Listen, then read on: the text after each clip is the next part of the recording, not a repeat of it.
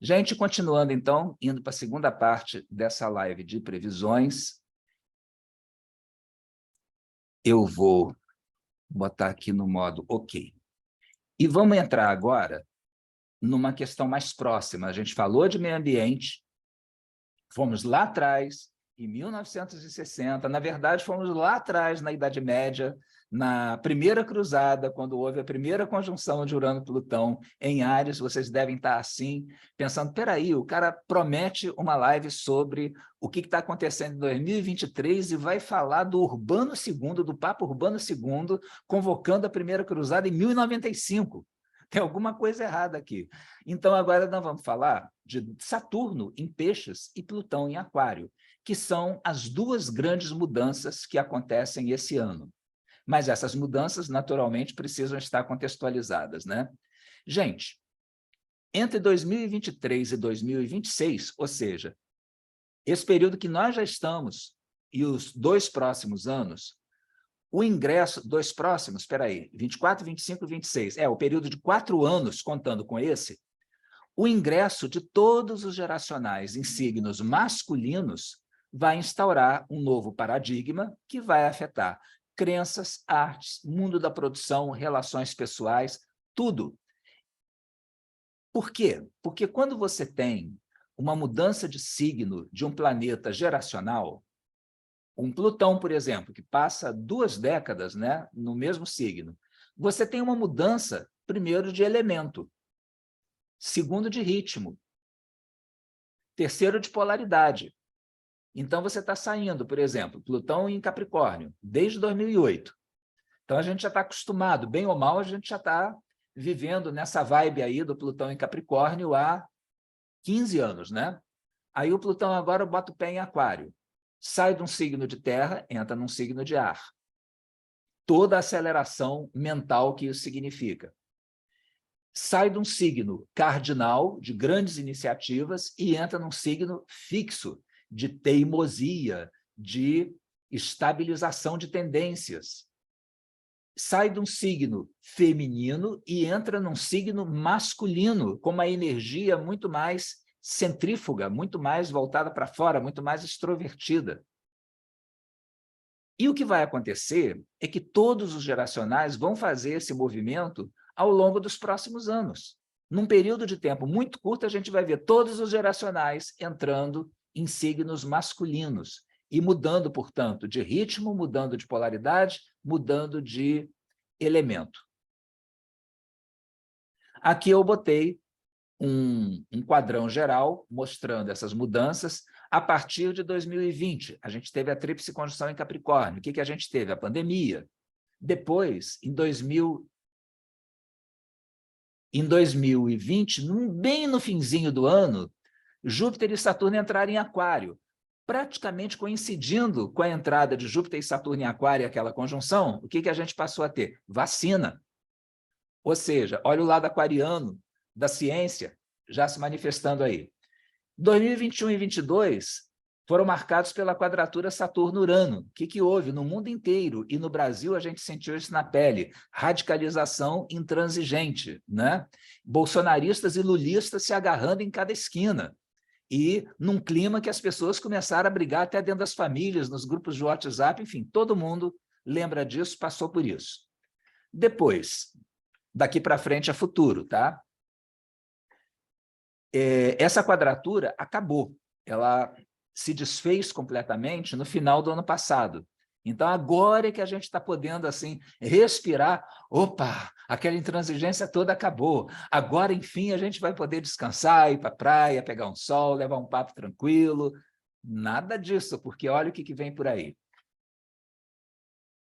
Em 2022, a gente ainda teve isso, aquela conjunção de Netuno e Júpiter em Peixes, isso foi ano passado, que saiu a Covid de cena e entrou a guerra da Ucrânia. Vocês já observaram que a Ucrânia tem um símbolo totalmente pisciano? A Ucrânia tem uma espécie de tridente que simboliza o país, que está em no selo do país. Toda vez que o Zelensky aparece na televisão, está aquele tridente atrás dele, é Netuno puro. A história da Ucrânia é marcada por conjunções Saturno-Netuno. Muito interessante. E exatamente nessa conjunção aqui, em Peixes, de Júpiter com Netuno, a guerra da Ucrânia começa. Depois, agora, daqui a 2, 3 semanas, 7 de março de 2023, Saturno entra em Peixes. E aí ele vai começar a fechar um ciclo para depois entrar em Áries de novo. Em 23 de março, ingresso do Plutão em Aquário. E aí começa a grande repolarização que a gente vai ver, que avança em 2005 com o ingresso de Netuno em Áries. Depois com o ingresso de Saturno em Áries. Eles vão fazer uma conjunção em 0 de Áries. Depois com o ingresso de Urano em Gêmeos, em metade de 2025. Olha só, aí completou tudo, né?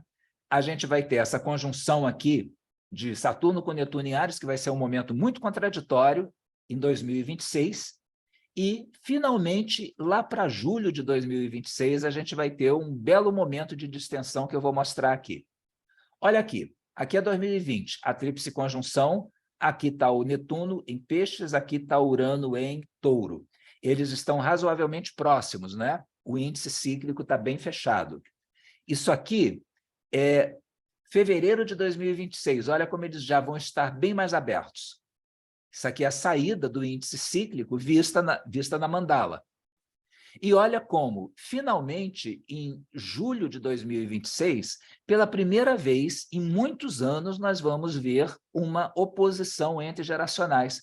Há quantos anos vocês não ouvem falar de uma oposição de geracionais? Há quantos anos eles estão ali todos embolados naquela mesma área do zodíaco? E tem uma outra coisa muito legal que está acontecendo aqui, né? Pela primeira vez em muito tempo, não vai ter nenhum geracional em Capricórnio. Já deu, né?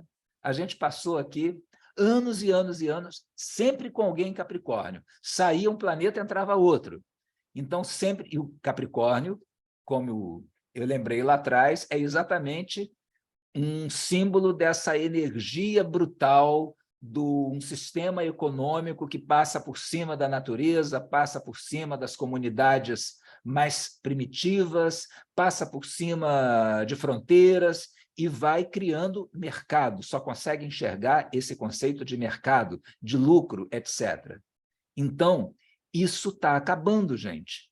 Isso aí vai dar lugar para um outro estado de coisas que não é necessariamente melhor, mas é bem diferente.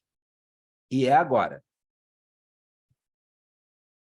Qual é o significado geral dos ingressos dos geracionais? É essa repolarização, que eu falei dela agora mesmo, com fortes implicações no coletivo, e quando você tem múltiplos ingressos em curto período, como vai acontecer agora, a gente vai ter uma emergência brusca de novas tendências em tudo, na tecnologia, na produção econômica, na política, na vida cultural, tornando rapidamente obsoletas as soluções e propostas que respondiam aos desafios do período anterior. Aí você diz assim, tudo bem, mas o que isso tem a ver comigo? Você tem um perfil no Instagram que você está sempre alimentando, né? Metade de vocês tem. E tem um papel importante no marketing de vocês. Isso vai mudar, vamos ver daqui a pouquinho. Vocês têm um emprego? Isso vai mudar com essa repolarização que está em curso aí. Vocês têm uma preferência, por exemplo, vocês têm um imóvel numa determinada região do país que vocês consideram muito legal, que vocês escolheram a dedo sob um outro quadro astrológico, isso pode mudar muito rapidamente nos próximos anos. Então, a gente ainda não é capaz de entender, não é capaz de vislumbrar por completo todo o conjunto de mudanças que está vindo pela frente aí entre 2023 e 2026. Mas tem uma palavra que tem que estar na cabeça de todo mundo, resiliência. Melhor ainda, mais grosso, mais direto, jogo de cintura. A gente vai precisar ter muito jogo de cintura para se adaptar com mudanças que a gente não está nem um pouco desejoso de ver e nem um pouco preparado para enfrentar. Essas mudanças não são necessariamente ruins, mas, num primeiro momento, elas sempre são assustadoras, porque elas dão uma puxada de tapete na gente. Essas conjunções de planetas geracionais sempre são os momentos sementes que instauram novas condições. elas instauram novas tendências que se estendem até a conjunção seguinte daqueles mesmos planetas. Eu botei aqui os próximos ingressos, então, né? Olha aqui, eu botei na cor rosa a mudança para signos masculinos. Olha o ano da grande mudança, nós estamos aqui em 23. Em 2023, tem a mudança do Plutão, é o primeiro que vai passar para um signo masculino. Em 2025, vem o resto. Saturno, Urano e Netuno. Então, em 2025, 2026 e 2027, nós vamos estar vivendo um quadro absolutamente oposto, por exemplo, do quadro de 2020, quando estava todo mundo em signos femininos. Todo mundo dentro de casa, todo mundo se escondendo, todo mundo se protegendo. É mesmo coisa de signo feminino, né? Todo mundo intocado. E o que será que nós vamos estar fazendo em 2025, 2026? Esse clima dá uma paradinha, ou melhor, dá uma atenuadazinha com Saturno em Touro, depois volta com toda a força 2030, 2031. Então, nós temos anos aqui muito diferentes de tudo que a gente viu nos últimos tempos. E aí eu queria lembrar o que aconteceu nas duas últimas repolarizações, ou melhor, eu vou pegar só a última, que já é suficiente para entender o conceito, que foi a de 84 para 89. De 84 para 89, o Plutão, que estava em Libra, entra em Escorpião. O Netuno, que estava em Sagitário, vai para Capricórnio. E o Urano, que estava também em Sagitário, vai para Capricórnio. Ou seja, é exatamente o oposto do que vai acontecer agora. Estava todo mundo em signo masculino, nos anos 70 e início dos 80, e, de repente, vão caindo um por um em signos femininos. Então, olha algumas tendências que são típicas dos anos 80 e que são totalmente diferentes das tendências do final dos anos 70. Por exemplo, aquela estética dark, todo mundo vestido de preto, né? O Batman voltando a fazer sucesso, sendo ressuscitado e voltando a fazer sucesso. Materialismo, neoliberalismo, reengenharia, fim da União Soviética, reunificação das Alemanhas, queda do Muro de Berlim, teologia da prosperidade, surgimento de um monte de religião evangélica que traz essa mensagem de que se você acreditar nesse Deus, dessa forma, você pode fazer a sua vida muito mais confortável, muito mais feliz e ganhar muito mais dinheiro. Os mauricinhos. O mauricinho é uma figura que não existia nos anos 70. Nos anos 70 você tem hippie, gente. Você tem hippie, você tem gente descolada, você tem gente que vai para a Índia, que não quer saber de emprego fixo, que sai da casa do pai para morar em comunidade. Nos anos 80, a juventude dos anos 80 quer saber de ganhar dinheiro, gente. No final dos anos 80, você tem esse clima aí, que, na minha opinião, foi assim magistralmente sintetizado naquela música do Kid Abelha, né? Da Paula Toller cantando Eu Quero. Como é que é o nome da música mesmo? Eu quero você como eu quero, não sei o quê. Que a letra daquela música descreve exatamente a garota que quer um namorado que ela possa moldar para ser o Mauricinho que vai dar para ela exatamente prestígio e poder. E isso é mais ou menos na mesma época em que a Madonna está gravando aquele disco da Garota Material, né? Que é exatamente um símbolo do novo momento. Não tem nada de diáfano, não tem nada de romântica, não tem nada de bonitinha, não. É matéria, é viver aqui no aqui e agora. Então, essa é a mentalidade que surge com toda a força aí no final dos anos 80 e ao longo de todos os anos 90. Isso mudou o cinema, isso mudou a música, isso mudou tudo. E mudou as empresas. As pessoas mais velhas aqui, talvez uma ou outra tenha sido demitida nos anos 90 por causa do processo de reengenharia na empresa em que trabalhava. Para a turma mais nova, isso pode ter acontecido com os pais de vocês, com os tios de vocês. Muita gente dançou nesse momento, exatamente porque não percebeu a mudança que estava em curso. E as empresas que não fizeram isso perderam o mercado, porque todo mundo começou a enxugar custo, todo mundo começou a adotar essa linha assim de passar que nem um trator sobre as necessidades das pessoas. Os direitos trabalhistas foram precarizados, tudo isso aí a partir dos anos 90. Bom, então essa foi Não pode esquecer o plano Collor. Plano Collor, perfeito. Que, aliás, o próprio Collor, que está aqui, né, é a cara desse período. Ele era um Mauricinho. De repente, o Brasil elegeu um Mauricinho. Um cara novo, de terno e gravata, de cabelo todo engomadinho, que representava exatamente essa ideia do jovem focado em ganhar dinheiro, focado no lucro, no progresso, que ia transformar o Brasil numa grande potência no mesmo nível dos países europeus e dos Estados Unidos. A gente sabe no que deu, mas no imaginário, essa é a imagem que está presente, tá? E a AIDS também é uma coisa desse momento. Não tinha nos anos 70, ela aparece com toda a força exatamente nos 80.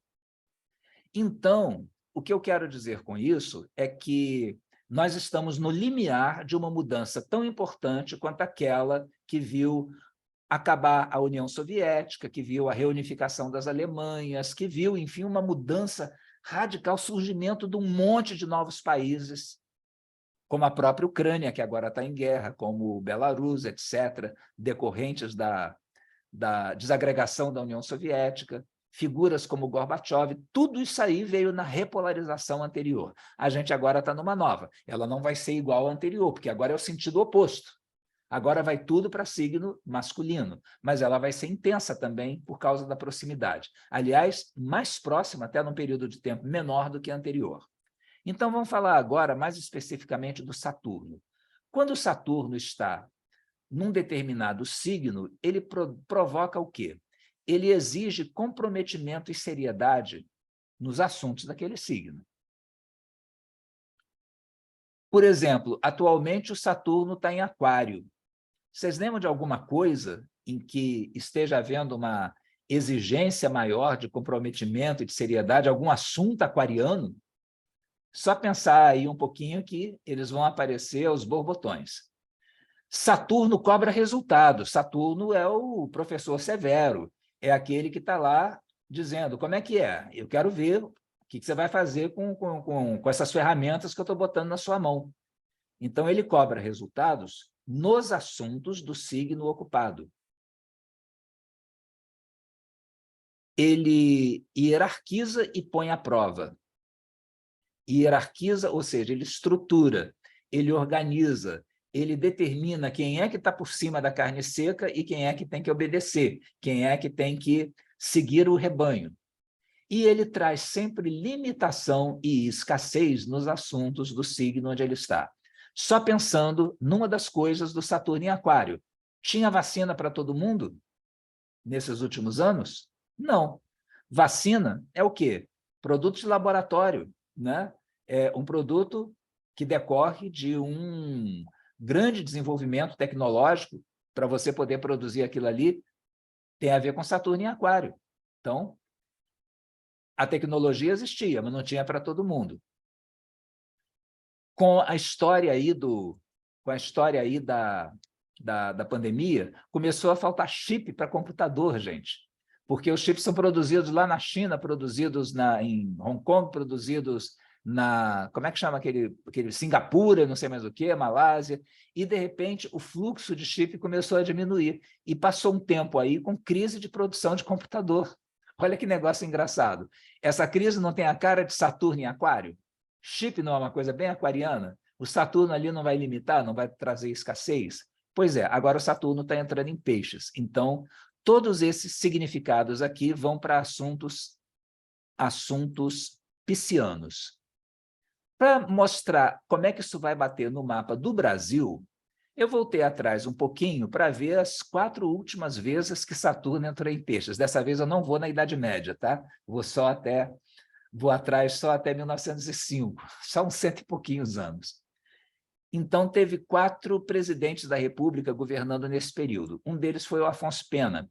Afonso Pena, em 1905 até 1908, quando o Saturno entra em peixes, o Rodrigues Alves está no último ano de governo, depois entra o Afonso Pena. O que o Afonso Pena fez? Toda vez que o Saturno passa pelo mapa do Brasil em peixes, ele está passando na casa 1, que é exatamente a casa da aparência, a casa da imagem que o Brasil está mostrando para si mesmo e para fora. É aquilo que o Brasil quer ser como país, né? autoimagem. Então, o Afonso Pena, ele faz uma coisa muito legal. Ele centraliza os estoques de café. Até aquela época, cada estado tinha o seu estoque de café. E, às vezes, tinha um ano com uma produção muito alta de café, e aí o café começava a encalhar. E aí o preço do café fazia o quê? Despencava, porque um estado começava a competir com outros, os produtores de São Paulo competiam com os produtores de Minas, e começava aquela guerra de preço. E os americanos é que compravam barato, os europeus também. E a gente tinha desvalorização da nossa moeda aqui. Aí vem o Afonso Pena, no governo dele, e faz o quê? Não, vamos centralizar esse negócio todo, quem controla estoque de café é o governo federal. E, a partir daí, ele passou a filtrar quanto café saía do Brasil por ano, estabilizou o preço do café. E a economia conseguiu estabilizar a moeda também. Foi a grande contribuição do governo do Afonso Pena, estabilizar a moeda. A gente não está precisando disso agora? Pois é, nós estamos chegando mais ou menos no mesmo lugar em que Saturno estava lá no início do governo do Afonso Pena. Ainda vai demorar alguns meses, mas vamos chegar. Eu acredito, tem bastante sinais astrológicos apontando aí para um daqueles choques econômicos de combate à inflação e de estabilização de moeda, com restrições, mas ela vai ter um efeito benéfico no longo prazo para a economia. O Afonso Pena ainda fez mais uma coisa, foi o governo daquela expedição do Rondon. O que o Rondon fez? Espalhou fio de telégrafo pela Amazônia, pelo Mato Grosso, etc., e descobriu um monte de tribos indígenas, as mesmas tribos que agora estão sendo assoladas pela presença da mineração ilegal, do desmatamento, e que agora começa todo um movimento para montar um esquema de proteção eficaz. Ou seja, é impressionante, né, como é que a astrologia funciona. Esse troço funciona, gente. Às vezes funciona de uma maneira literal. Saturno em Peixes, início do século passado, descoberta das tribos. Saturno em Peixes, entrando agora, proteção dessas mesmas tribos, dos sobreviventes, do pouco que sobrou delas. Ferrovias. O Afonso Pena incentivou muito a implantação de ferrovias aí país afora. Podem contar que algumas delas podem ser reativadas ou novas podem ser construídas nesse período. Modernizou as Forças Armadas, algo que está aí na pauta também do novo governo. E ele teve uma administração, ele teve um ministério que ficou conhecido como Jardim de Infância. Jardim de Infância por quê? Porque ele falou assim, eu não quero político, político sou eu já faço política. Então, eu quero técnicos no meu ministério. Então, ele pegou um monte de gente nova, pegou uma garotada. Aí a imprensa, maldosamente, começou a chamar o Ministério do Afonso Pena de Jardim de Infância. Se a gente olhar para o Ministério atual, né, o Ministério do Lula, vai ver que já tem uma quantidade razoável de técnicos. E, depois da entrada de Saturno em Peixes, essa quantidade, esse percentual de técnicos sobre os políticos deve aumentar, tá? Eu espero, assim, com as duas mãos juntas, que isso aconteça, porque a gente não está precisando de político no Ministério, está precisando exatamente de competência técnica, de gente mais jovem, de gente mais capacitada, academicamente, inclusive. Então, essa é uma possibilidade que a gente pode ver aí, pode testar nos próximos anos. Muito bem. Depois, o Saturno volta a Peixes no governo do Getúlio Vargas, entre 1935 e 1937. É o momento que tem aquela intentona comunista, ou seja, aquela tentativa de golpe, né, para implantar um regime comunista no país, em 1935. E, a partir daí, começa uma grande repressão governamental, um monte de gente vai presa. Nessa fase aqui, inclusive, a Olga Benário, a esposa do Prestes, é presa e deportada para a Alemanha. Muita gente deve se lembrar do filme Olga, né? Isso tudo é exatamente com Saturno em Peixes. E é um momento também em que o governo começa a preparar, o próprio governo do Vargas, com o pretexto do perigo comunista, começa a preparar o golpe do Estado Novo, que vai vir em 1937, já no finzinho dessa passagem de Saturno em Peixes. Gente, O que acontece às vésperas da entrada de Saturno em Peixes agora? Agora, em janeiro, 8 de janeiro, toda aquela confusão lá em Brasília, né?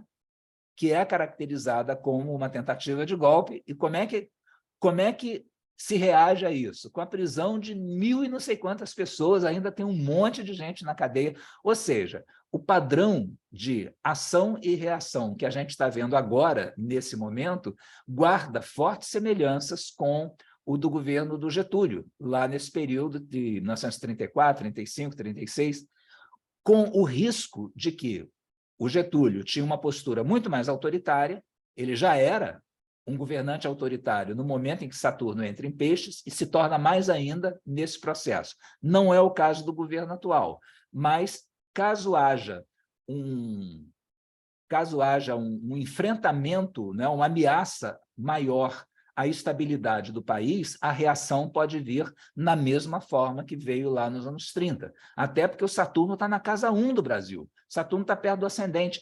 E toda vez que ele passa em Peixes, ele faz oposição ao Sol do Brasil. E esse é o momento mais tenso desse ciclo e vai acontecer no ano que vem, tá?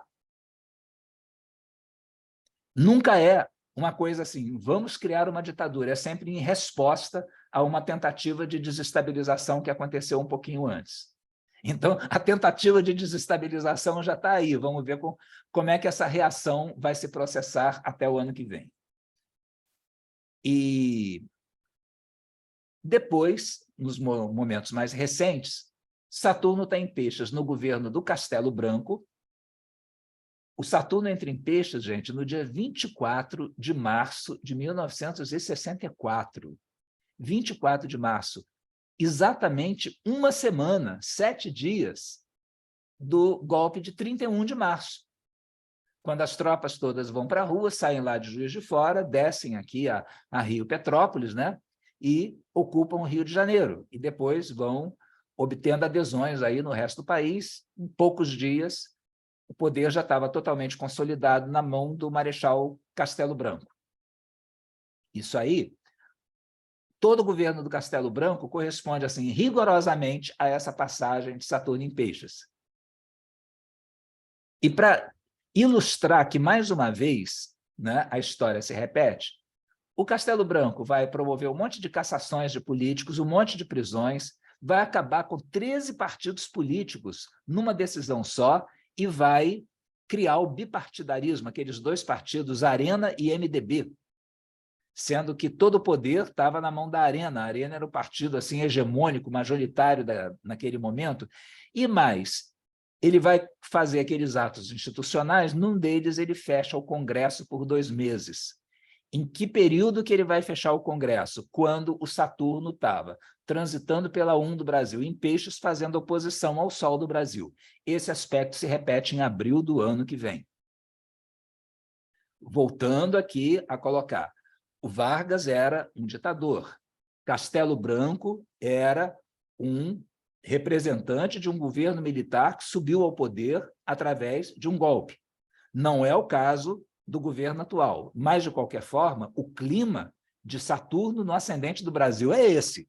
Então, é bom a gente ficar de olho. A gente não tem uma expectativa de que as coisas corram muito tranquilas durante todo o período do atual governo, que, por mais que o governo Lula tenha valores democráticos, ele pode enfrentar situações que obriguem, em algum momento, a alguma forma de exceção, a alguma forma de fechamento, tá? Esses períodos, felizmente, eles tendem a não durar muito tempo.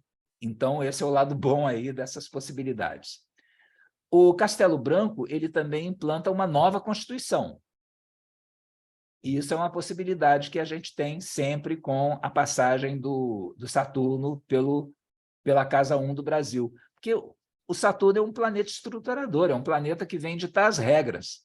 Então, Saturno na Casa 1 vem para dizer, ó, esse país tem que ser assim, assim, por decreto. Outra coisa, o Castelo Branco cria o Bacen, o Banco Central do Brasil, implanta o Estatuto da Terra e assim por diante. Ele implanta toda uma série de novidades econômicas, cria o Fundo de Garantia. Então, as ações mais positivas do governo dele foram na área econômica. Algumas tiveram um impacto bastante benéfico e que deram condições para aquele crescimento econômico dos anos 70. Gente, quem que era o ministro da Fazenda do Castelo Branco? Pegadinha, né? Quem que era o ministro da Fazenda do Castelo Branco? Era um cidadão chamado Roberto Campos. Quem que é o Foi ele que criou o Banco Central. Quem é que preside o Banco Central hoje? Roberto Campos Neto. Ou seja, até esse paralelismo a gente está vendo. E os dois estão se pegando, né? O Roberto Campos Neto, como presidente do Banco Central, como a autoridade da moeda, e a ala mais política do governo Lula, que não quer aceitar determinadas restrições monetárias. O Haddad, que é economista também, até é favorável, até entende a necessidade disso, mas a ala mais política do PT está tendo muita resistência, e a gente viu aí, ao longo do último mês, todo dia, Lula diz isso sobre Roberto Campos Neto, Roberto Campos Neto diz tal coisa sobre o Lula, ele estava num clima de confronto. Então, é interessante esse paralelismo. A mesma instituição que foi criada na passagem anterior volta à evidência agora. E, finalmente, a última passagem acontece no governo desse cidadão aqui, o Itamar Franco, né, com o seu topete. É a República do Pão de Queijo. O Itamar assume em 92, com a renúncia do Collor, e o Saturno entra em Peixes em 21 de maio de 93, fica até 95, nos primeiros meses já do governo do Fernando Henrique.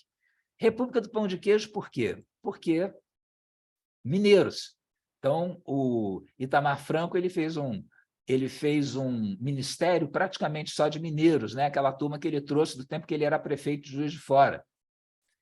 E ele também foi o cara que deu a partida num negócio importantíssimo. A gente estava vivendo uma fase de hiperinflação no final do governo Collor e nos primeiros meses do governo Itamar. Aí ele convoca um grupo de economistas que naquele momento eram muito jovens, vinham da academia, vinham de grandes universidades, era o Edmar Baixa, era o André Lara Rezende, era o Mantega, esqueci o nome do outro agora, mas, enfim, toda uma turma que vai se reunir com liberdade de montar um plano tecnicamente sustentável e vão criar o quê? O Plano Real.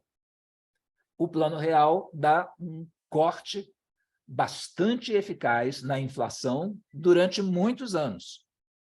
E a inflação só começa a voltar a ganhar volume, só começa a se tornar realmente um problema sério outra vez, agora, de 2016 para cá.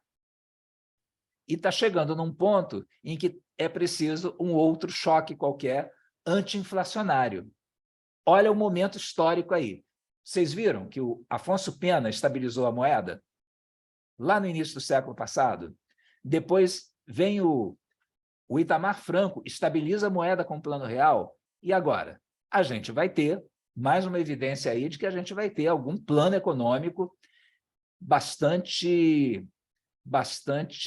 poderoso pintando aí no horizonte. Aí vocês dirão, mas parece que o Haddad não está com essa força toda, não. Ok, no momento ele ainda não está, mas das duas uma, se a crise piorar um pouquinho, se a inflação sair fora do controle um pouquinho, ou o Haddad vai ser empoderado e vai se tornar o grande nome desse governo, ou ele vai pular fora e vai dar a vez para outro. Mas, de qualquer forma, não tenham dúvidas de que a grande figura desse atual governo vai vir da área econômica. Não vai vir da área política, não, vai vir da área econômica. E se, além da área econômica, pode vir da área de justiça, como a gente vai ver daqui a pouquinho. Outra coisa que aconteceu no governo Itamar foi quando foi criado aquela campanha, né, de combate à miséria e à fome, do Betinho. E o Brasil ganhou uma Copa do Mundo. Nós não vamos ter Copa do Mundo agora, né? Não vai ter Copa do Mundo durante essa passagem de Saturno em Peixes. Agora, programa de combate à miséria e à fome, olha aí todos esses projetos voltando à tona desde o início do governo Lula, agora em janeiro, que se vem falando nisso. Inclusive, puxando de volta para o governo nomes que atuaram naquele período lá do programa de combate à miséria e à fome do tempo do Betinho. Então, o paralelismo é muito grande. Não é que as coisas vão se repetir exatamente da mesma forma, mas existe uma atmosfera favorável para que essas questões voltem à tona e sejam equacionadas de uma maneira até bastante positiva para o país. Agora, colocando de uma forma geral, o Saturno em Peixes no mundo e para a gente, né? Para a nossa vida pessoal, o que vai rolar? Em primeiro lugar, as instituições piscianas. Deixa eu aproveitar e perguntar, tem alguma questão nova pipocando por aí? Tem? Então eu vou dar uma interrompida